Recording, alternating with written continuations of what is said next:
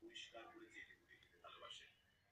তারই মতো খাবার মাঝখানে জল খান না, তারই মতো ডালের মধ্যে পাতি লেবু কুচলে দেন। সব খাবার পরে না খেলে রতনবাবু চলে না, মণিলাল বাবুরও না।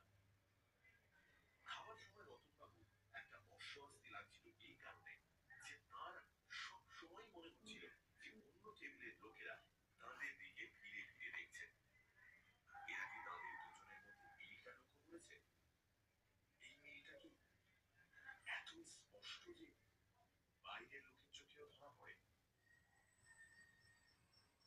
খাবার পরে রতনবাবু আর মণিলাল বাবু চাঁদনি রাতে রাস্তায় কিছুক্ষণ পায়চারি করলেন। একটা প্রশ্ন রতনবাবুর মাথায় অনেকক্ষণ থেকে ঘুরছিল। এক ফাঁকে সেটা বেরিয়ে পড়ল। জিজ্ঞেস করলেন, আপনার কি 50 পেরিয়ে গেছে?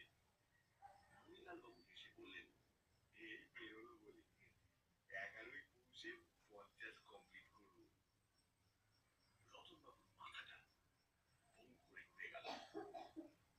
দুজনের জন্ম একই দিনে, 1323 সালের 11ই পৌষ। আধ ঘন্টা খানেক পাইচারি করার পর বিদায় দেবার সময় মণিলাল বাবু এসে বললেন, আপনার সঙ্গে আলাপ করে বড় আনন্দ পেলুম। আমার সঙ্গে সহজে কারোর একটা হবে, কিন্তু আপনার বেলা সে কথাটা খাটে না। বাকি ছুটিটা বেশ আনন্দে কাটবে বলে মনে হচ্ছে। অন্যান্য দিন রতনবাবু 10টার মধ্যে ঘুমিয়ে পড়েন। সঙ্গে দু একটি বাংলা মাসিক পত্রিকা নিয়ে বিছানায় শুয়ে কিছুক্ষণ পাতা উল্টানোর পর আপনা থেকে ঘুমে চোখ বুজে আসে।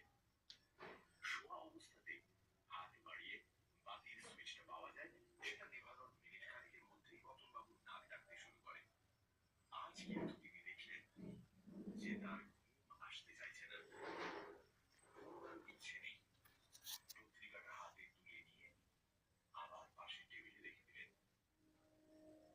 মণিলাল মজুমদার।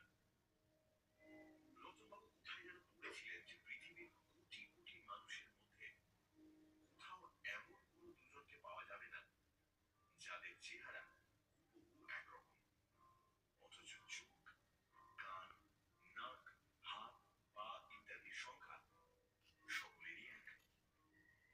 চেহারার হুবহু মিল না হয় অসম্ভব, কিন্তু দুজনের মনের এই আশ্চর্য